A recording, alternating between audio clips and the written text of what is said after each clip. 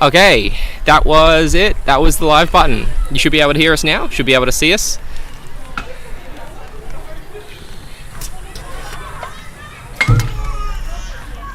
So I'm here. I'm Miles from Fusion Party. I'm here with Ed Carroll for Inala, and we've got a couple of viewers tuning in already. Let's do an audio check. We checked in the other location, but where we haven't sort of given this a trial run yet. As you can see from the umbrella, it's a little bit damp here, but everything seems to be going okay so far.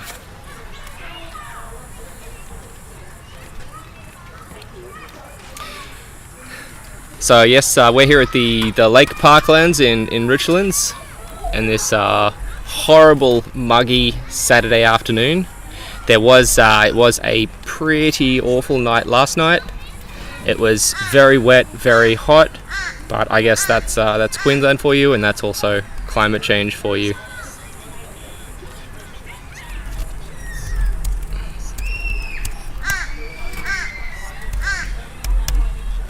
Alright, so Ed, why don't you introduce yourself, say a few words? How are we doing? My name's Edward Carroll. I'm the State President of Queensland Progressives, running as a candidate in the Inala State by-election, and I'm very happy to be working with Miles and the team from Fusion here as part of that election. So it's good to have a bit of more cooperation in between different political parties and groups, I find. So it's really good to see. Yeah, absolutely. So Ed, why don't we talk a bit about your policies now? So let's dive right into the big one. Your biggest concern is youth justice. Why don't we talk about that for a bit? Yeah, absolutely. It's a very, very big issue, particularly in this area. So in the electorate of Inala, there have been a couple of high-profile cases of late, and just nearby in Goodna, which is on the western border of Inala.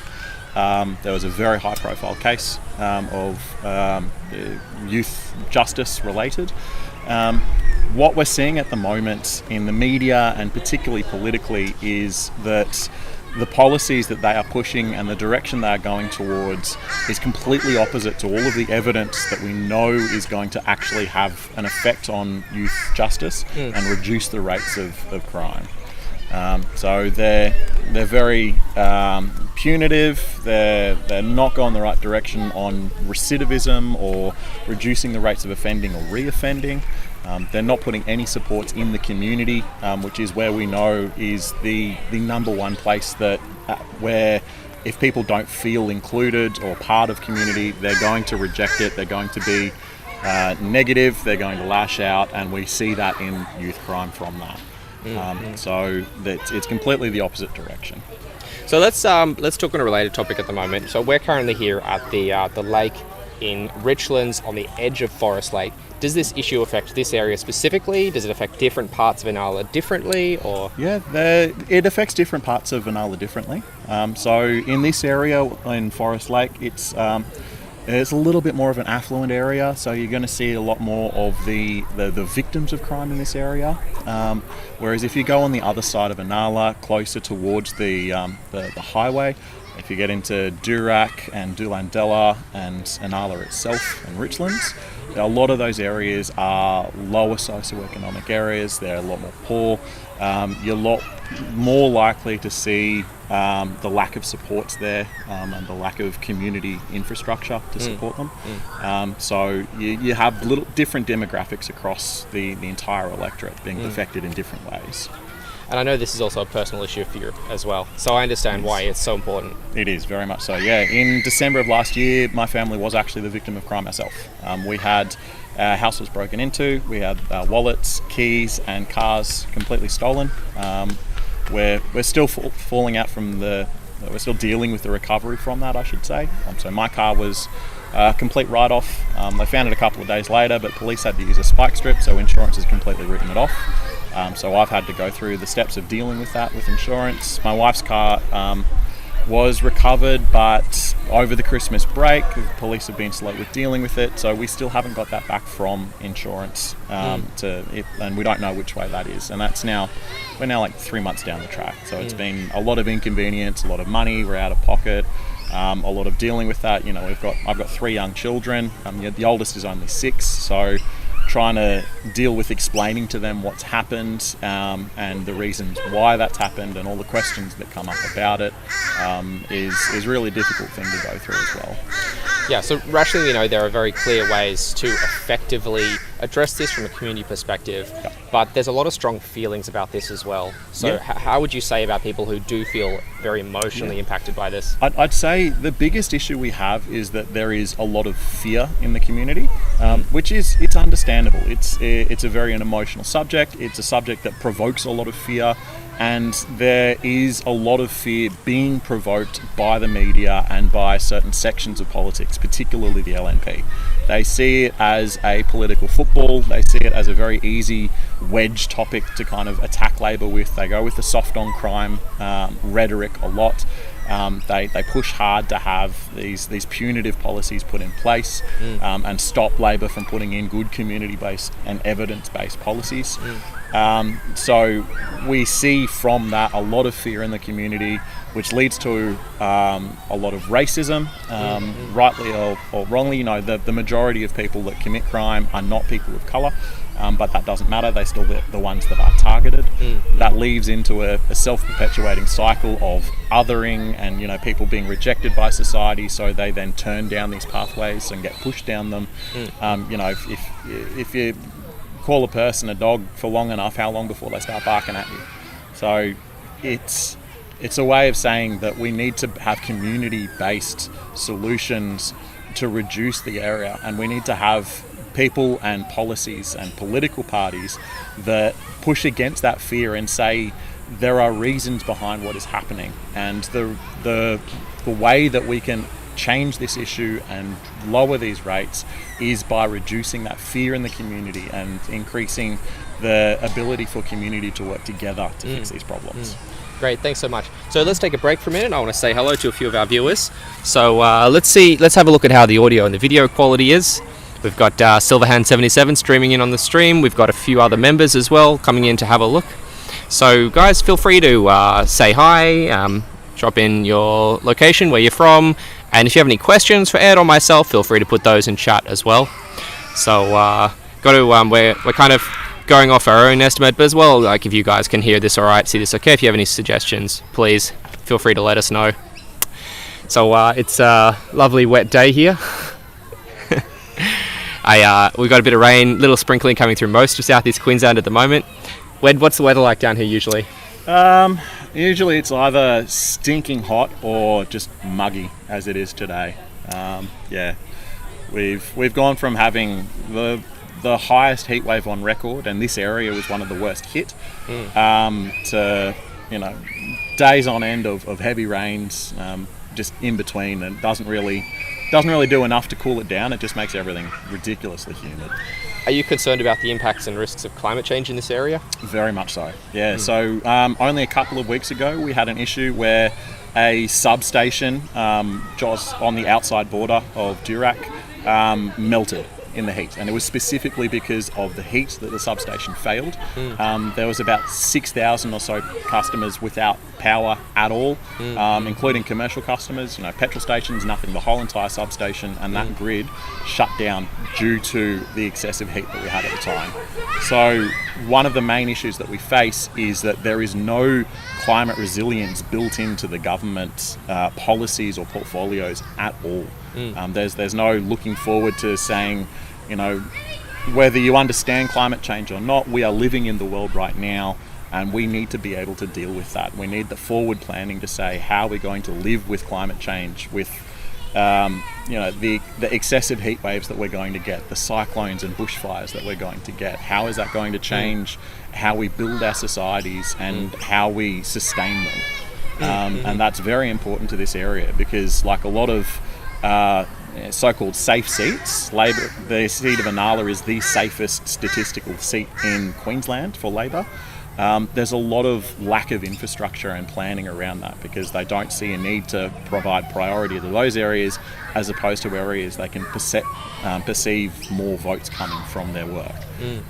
So breaking that nexus of pork barrelling and planning that leads to pockets of underfunding and then having the ability to have climate resilience built into the government thinking and planning is really, really important, especially to this area. Yeah. So we've got Silverhand on the screen is saying, "Hi, I'm in Oxley. How you doing? Good to see you, mate."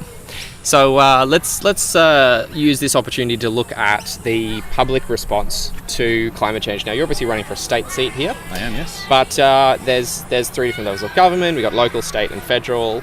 How do you see their responsibility for climate change? And if you're elected, how do you see your responsibility as a state member to address climate change? That's a great question. Every single level of government has a very important role to play.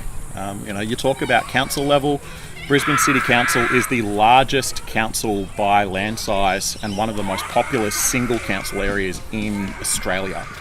And the ability that it has to affect the lives of people in relation to climate change is massive. If you talk about local roads and having them paved white instead of black, and the heat island effect that you get from local suburban planning, that's something that the councils have a direct impact with. If you're talking about the state government level, that's where the control of the energy grid comes in. So you have the ability to have renewable energy generation actually set up in a way that you can have it completely stable over distributed networks and change the entire way that we have with the current, big coal generators that go thousands of kilometres, and then when that breaks down, hundreds of thousands of people are out of power. If we reframe it and rebuild it in a better way, we can have no disruptions if we have someone go without power. We can have localised issues that can be quickly and easily fixed. And the state government has a really important function to play there, arguably the most important, because they're the ones that are responsible for that power generation and how it is set up and how it looks. Federal government has that overarching policy structure, though they have, they are the scaffolding for all of the other governments to put in place for how everything runs. So they have an important role in setting that overarching policy platform and the funding for the policies that we're going to see and we need to see at all other levels. Having the federal responsibility for putting moratoriums on fracking or stopping coal mines before they can put more carbon into the air. And setting up the funding, 10, 15 years ago when we had the Renewable Energy Agency and everything that came out from that, and that's been taken away. We need to reinstate that. We need to reinstate things like funding for science, for the CSIRO to be able to get back to what they used to do when, we invented Bluetooth and Wi-Fi and all of the amazing things that Australia has been known for. Decades of undercutting and underfunding science research and Australia's capacity for that is really hurting us now, and we need to be able to refund that and set it up in ways that it can't be undercut and defunded like we have seen over the past 10 years. That's really important way that you have federal responsibilities for what we're going to see in the future. Now one of the specific risks which has massively impacted the Brisbane River, and I believe we're in a tributary of the river here. We are, yes. Although we're not exactly close to the river, but it's still connected, part of the same watershed. Obviously flooding has been an enormous issue in Brisbane and along the river. So how would that impact this area? In this area, Forest Lake isn't too bad. You do have some areas, so we have Woogaroo Creek, which sits on the southern end of Forest Lake, and that leads through to the Oxley River, which is one of the main tributaries that leads through to Brisbane. We have localised flooding. When you saw in the 2011 floods, the heavy rain events that you see are starting to become more common. We're seeing more river-based flooding and the tributaries coming up like we saw in 2011 as what is going to be most likely the way to happen in the future. So effectively flood mapping and controlling for that is an important part of building climate resilience, particularly in Inala. We see in on the western side of the electorate of Inala, you've got suburbs like Durack, which goes completely under. There are many areas that are very severely affected by flooding, even with moderate to heavy rains, let alone major flooding events like 2011. Now, folks, if there's a specific climate change risk you're concerned about, please put it in the chat, ask your questions, and let us know.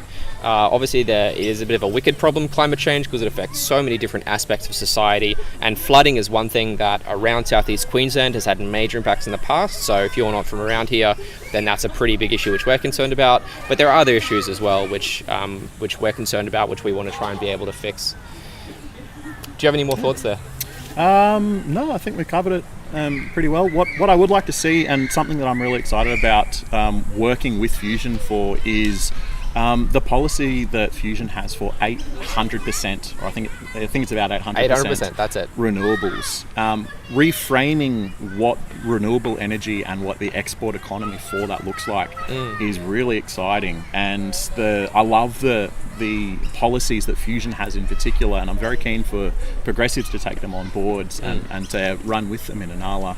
And just, there's a bit of that shock factor when you say 800% renewables. What does that mean? That's just, it sounds crazy, but then when you start getting into the explanation of it and how we can transform Australia as a renewable export superpower, then people start to cotton on to what that can actually mean and the opportunities for Australia, and that's really important.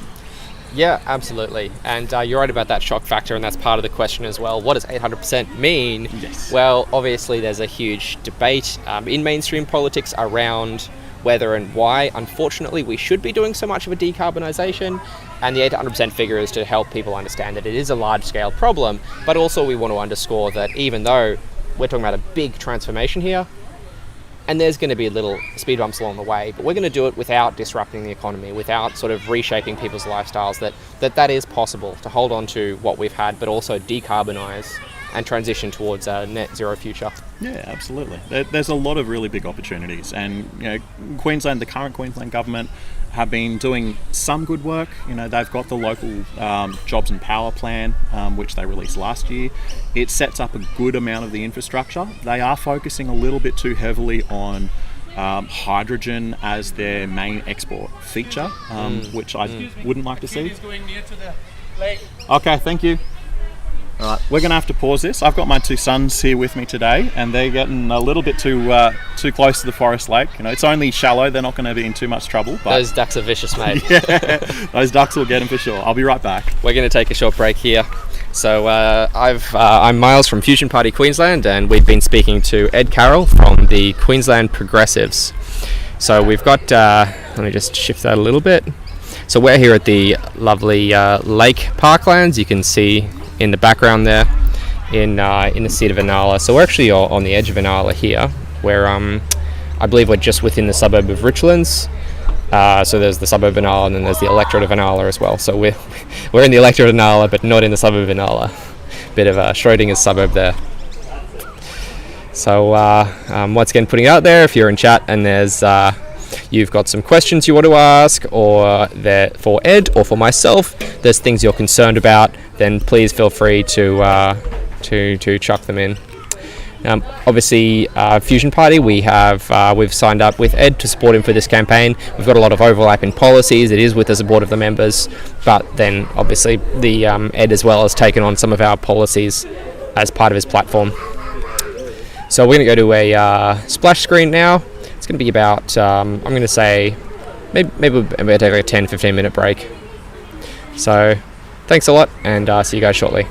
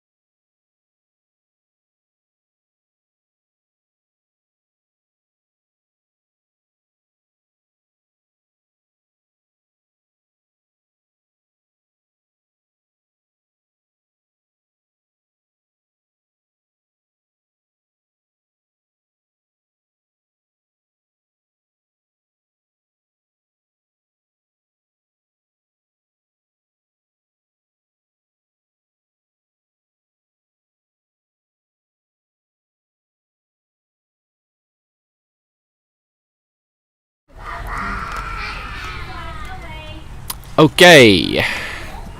Testing that audio. Whoop, that is red light. There we go, much better. Alright, we're back. We're live once again. Sorry, I did you a little cheeky. We're coming back a little sooner than expected. My name is Miles from the Fusion Party. I'm here in southeast Queensland in the lovely electorate of Inala on the edge of the lake here. I'm speaking with Ed Carroll from the Queensland Progressives. Hi, how are we doing today? Good to be here. So let's take a little bit of a shift now. So we've talked a lot about climate change and we've talked a little bit about the local electorate, but let's look now at a bit more yourself, Ed. So why don't you tell us a little bit about your background? Yeah, absolutely. So for work, I was 10 years in hospitality. So I started off in high volume bars, that kind of thing. Worked across many areas like private members clubs, the races, those really high volume and high end places. Spent about 2 or 3 years working in pubs and clubs, so a long time with pokies, and a really big exposure to the damage that pokies does to the community. And from there, the last half of my hospitality career I spent in accommodation, hotels and the tourism industry. So you've got a really powerful set of experience there about hospitality, about tourism, about how people go to sort of spend their hours, spend their money outside of work. How are you going to support the tourism industry and the hospitality industry if you're elected? Yeah, definitely. There's a lot of really great opportunities for tourism industry, particularly if you focus on regional areas. Having the ability to reduce flight costs out to regional areas is going to be really important, and the accessibility for that. One of the main policies that we have for Queensland Progressives is to extend passenger rail out to Toowoomba, and that's really going to help unlock that western region, the Darling Downs and that area that's it's beautiful country. It's absolutely amazing for tourism. You got wine country like Stanthorpe, which is just south of the Darling Downs, and some absolutely incredible tourist locations as part of that. So having rail extended out to that area is going to be really great for it. In terms of expanding tourism and the ability to have a wider impact on that, I think we need to look at reframing how we look at tourism and the funding for that. It's really important to look at how the gambling industry and the tourism industry kind of interlink at the moment and see how we can break that nexus. So that's, a lot of the funding programs that are coming out of that for community funding, they're really not structured the right way. And we can have a lot of opportunities for the tourism industry to take ownership of that, particularly if you look at, one of the policies that I have is to replace pokies spaces in pubs with live music. And we can do that with an incentive program. If pubs want to get rid of their pokies licenses, we're going to give them a discount on their licensing fees, and have a dedicated license for live entertainment spaces instead, and put a little bit of funding towards that as well. That's going to give us really great capacity to have a live music renaissance across Queensland and really drive that tourism. You can have festivals that go up and down the entire state as opposed to just having some big ones in big locations. They're still an important part of the whole package, but having a busking trail that goes all the way from Brisbane to Toowoomba to Gladstone to Rockhampton, and an entire championship series that finds our next big rock act. That's the kind of big picture thinking that we need to be seeing that transforms the way we look at tourism in Australia, and particularly in Queensland. And we don't really have a lot of that leadership yet. I have to admit a small conflict of interest here. I make short films and I participated in a lot of short film festivals around southeast Queensland over the past few years. And there's where I'm currently joining the organising team for the West End Film Festival as well, which Awesome. We're talking about running this year. Up in the air at the moment. Do you think there's much space just on that topic for short films, for supporting a local film industry here? Definitely. One of the things that Queensland Labor was doing really well under the former Premier Anastasia Palaszczuk was a bit of a focus on Screen Queensland, and on film industry in particular. Unfortunately, that was geared a lot more towards big business, and the big Hollywood studios, and trying to attract them to Australia, as opposed to developing our local film industry. But in some ways that does lay the groundwork for the smaller industry to come in. I do have a focus in terms of arts for gaming and games design in particular, and that kind of logic of bringing in the big players so the small people can develop their skills before they break out on their own is very much similar to the way that we look at things for games design, as an example. We want to look at having Screen Queensland, which is the funding body and the peak body, the government body for all arts across Queensland. I want to have a focus on games design that kind of matches what they're doing with film design as well. Have enticements for big business developers to come in, set up their shops, particularly in regional locations like Townsville or Mackay, because that gives an extra industry to support those regional areas. You have them set up, people can develop their skills, they'll then split off into their own indie brands and games design studios, and from there we'll see the entire industry grow. Film is no different, music is no different to that. We need to be looking at how we look at the entire industry for all of these areas to see how we can help small players and big players alike. So on a related topic with following along from the creative industries and the technology aspect, not far from here, just over the border, there's Substation 33 in Logan, which is, for anyone who's not familiar with, it's a makerspace where they've got a room full of 3D printers. They have classes and courses. There's space you can build projects. There's a supportive community as well for working on DIY things.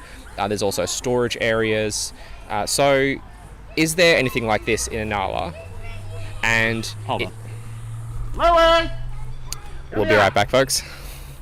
As you can hear, there's a whole lot of people here in the background. We're at the lake in the Lake Parklands in Richlands, and there's a birthday right in front of me. There's a whole bunch of kids off to my left here, and with having such a nice day, of course, Ed he's brought his family along as well, and they're just loving it.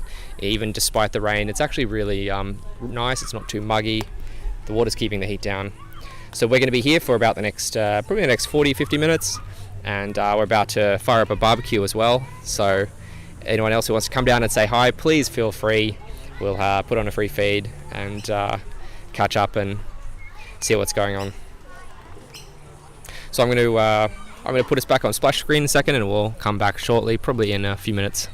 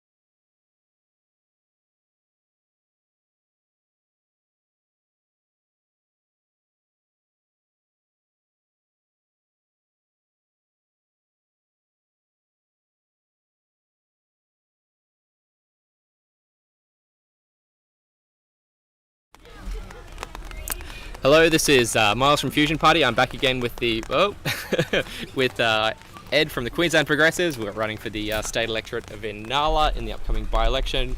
So there's a little bit of rain coming down. It's not too bad, but we want to get some food on the go. So Ed, let's look at one other before we finish up. One very important aspect of the economy, which is actually a huge issue everyone's talking about at the moment. What's the deal with housing? Housing is a massive issue. The reason why housing has got so bad, particularly in Queensland, is from decades of underfunding, particularly for social housing services, for emergency accommodation services, for affordable accommodation, and all the different kind of parasocial housing alternatives that we see. Queensland just has underfunded and not cared about it and done absolutely nothing or sold off a lot of their infrastructure in terms of social housing. They've left the entire bucket up to the private housing market. And what we've seen as a consequence of that is that when COVID came around and profits jumped through the roof for housing and the cost of housing skyrocketed, there was no mechanism to be able to put the brakes on that. So we've seen we have no ability for the Queensland government right now to lower the cost of housing back down to what it should be as opposed to what it's become now. And we can see that particularly in Inala. There was a report that was brought out a few weeks ago that was called the Rental Pain Index, and it measured the amount of income that people were spending on their rent as a percentage of their total income. The suburb of Durack was the worst in Queensland, followed shortly by Logan Central. They scored a rental pain index of 100, which is the highest score. So you've got people 100% pain, folks. 100% pain. And that we've got people that are paying 60-70% of their paychecks towards rent before any other bills, when the global standard for rent should be a maximum of 30%. So it's a massive issue, and leaving everything to the private market is how we end up in these situations. What we need to do is to partly go back to what used to work. So in the 60s, 70s and 80s, we had a big program of building public housing, of housing commissions. Inala used to be a housing commission region. So when people would come to Queensland, a lot of them were settled in Wacol or Inala, and they were provided housing as a part of that. They still paid rent. There was still, the social housing models that we see today are partly based off of that, but the government had a lot more control in that, and there was a lot more of the market that was dedicated to that. We need to get back to that. We need to have a massive build and a larger percentage of social and public housing in the market mix, as opposed to what we have now. There are several ways to do that. The way the Queensland government's currently doing it is very piecemeal. The Department of Housing looks after all of it. They'll do a few houses here, a few houses there. They focus on the areas of greatest need. So larger cities and regional centres are going to get more. So smaller regions and country towns that are under just as much pressure are either completely missing out or missing a large chunk of the ability to mitigate a lot of the housing crisis issues. So we need to rethink how we look at housing in general. What I want to do is to completely reform that, create an independent government body, call it Queensland Housing Commission or the Queensland Housing Authority, and that body will be responsible for working directly with local councils in terms of what funding they provide and how they support them for housing. So the provision of housing is going to be a partnership between local and state, as opposed to at the moment where council kind of washes their hands of it. They don't have much to do with it these days, whereas they used to have a lot to do with it in the 70s and 80s. We need to bring those models back because we know they worked. Another model that I want to look at and is really important is looking at industry-based housing authorities. Now we do have a model that currently exists in Australia in terms of that, and that's defence housing. So that model was set up in, I think it was the late 80s or early 90s. Defence Housing Australia was created, and it's a model that works in with the current system. So landlords can sign up to Defence Housing Australia, or DHA itself will buy houses and have them themselves. They can then provide that as discounted rent if they don't own it directly, or they provide certain amount of benefits to defence people. There's no reason at all why we can't take that model and apply that to other industries. In particular, I want to look at nursing first. So nurses, midwives, allied health, aged care, all the people that work in that sector that are under immense amount of housing stress and everything else. They're not getting a lot of pay rises and a lot of support from the government. Queensland Health is the largest employer in Queensland, So it would have an immediate and massive impact on the housing market if they were the first ones off the block for setting up this kind of housing authority. So that's a very important focus for me, to change the way we look at things in housing. Yeah, for sure. Well, let's think about wrapping up now. Do you have any final words for our viewers, for your supporters, for Queenslanders and people who are going to vote for you? Yeah, I want to say that this Inala by-election is a marathon. It's not a sprint. We've only got a few weeks to go until the 16th of March, where we have the election. But this is just one step in the process towards the October state election. So that's going to really be the end goal for us in terms of getting parties registered, candidates up and running. So it's not just about Inala, it's about all of Queensland. We're here to provide an alternative to Labor and to the LNP, and to get out in the regions where the Greens either can't or won't focus on. So places like Inala is going to be really important for that, but all of Queensland in particular is going to be a focus for us. Absolutely. Well, thank you very much, guys. You've been listening to Ed Carroll from the Queensland Progressives, running in the state by-election of Inala this coming March 16th. You can vote for him if you live in the suburbs of Inala, Durack, Doolandella, Richlands, Forest Lake, Ellen Grove and Lakehold. But I believe one suburb is split, is that right? Yeah, Ellen Grove is kind of split. It sits on the border of the electorate of what's it called? Shelmer, I think. It's Springfield Lakes kind of electorate. So Karis Mullen is the state MP for that area. And then you've got on one side of the highway for the Ipswich is Inala, and the other side of the highway for areas like Darra, that's Mount Omany. There's the electorate.